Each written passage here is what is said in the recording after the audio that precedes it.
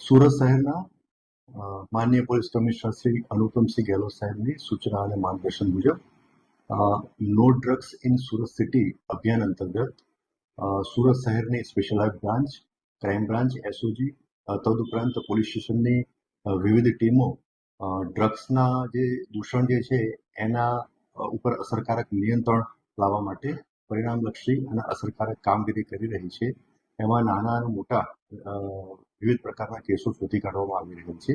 દરમિયાન આ અભિયાન અંતર્ગત ગઈકાલ રાત્રે એક ઇનપુટ બેસ્તાન પોલીસ સ્ટેશનના ડિસ્ટાફના કર્મચારીને મળેલું હતું કે એમાં ઊન ભીંડી બજાર વિસ્તારમાં આશિયાનગરની બાજુની ગલીમાં એક ઈસમ જે ઇનપુટમાં એમાં વર્ણન પણ મળેલું હતું એ ઈસમ એની પાસે ગેરકાયદેસર ગાંજાનો જથ્થો છે અને એ ચોરી છુપીથી વેચાણ કરવાનું છે.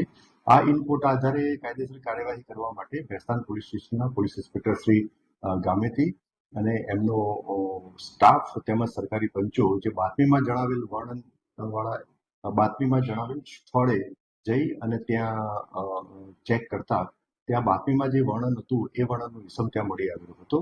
તેની અંગ ઝડપી કરતા અને પ્રાથમિક પૂછપરછ કરતા તેની અંગ ઝડપીમાં એક પ્લાસ્ટિકની કાળી થેલીમાં એક વનસ્પતિજન્ય ભીનો ઘેરા લીલા કલરનો ડાળખા, પાંદડા અને બીજ સાથેનો એક વનસ્પતિજન્ય પદાર્થ મળી આવેલો હતો.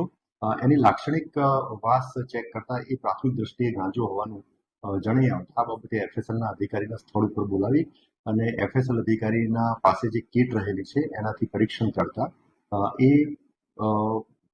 જે વનસ્પતિજન્ય પદાર્થ જે છે એ પ્રાથમિક દ્રષ્ટિએ ગાંજો હોવાનું પરીક્ષણમાં જણાઈ આવ્યું. જે આધારે આ આરોપી વિરુદ્ધમાં એક એનડીપીએસ એક્ટ હેઠળ કેસ દાખલ કરવામાં આવેલો છે. આ જેના વિરુદ્ધમાં કેસ દાખલ કરવામાં આવેલો છે એ આરોપીનું નામ આસિફ સુપરુ શેખ અને એનું રહેવાસી જે છે પ્લોટ નંબર 85 આસિયાનગર આમદ મંડપ વાળાની ગલીમાં ભીંડી બજાર ઉનનો રહેવાસી છે અને એનું મૂળ વતન જે છે એ યાવલ અઠવાડા બજાર, થાના યાવલ, જિલ્લો જલગાંવ, મહારાષ્ટ્રનો વતની છે.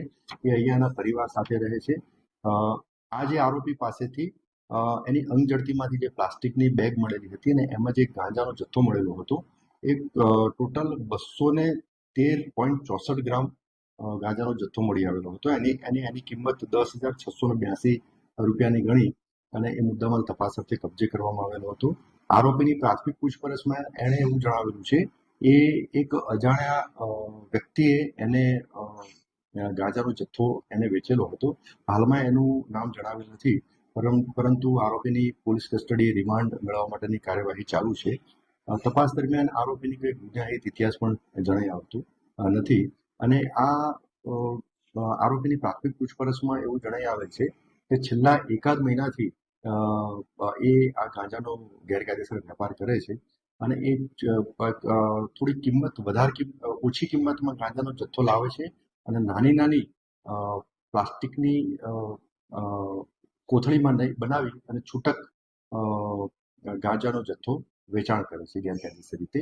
એટલે આ બાબતની મોડસ ઓપરેન્ડીથી એક ડ્રગ પેડલર તરીકે આ રીતના ગાંજાનો જથ્થાનું વેચાણ કરે છે. તો એ બાબતની હાલમાં તપાસ પણ ચાલુ છે.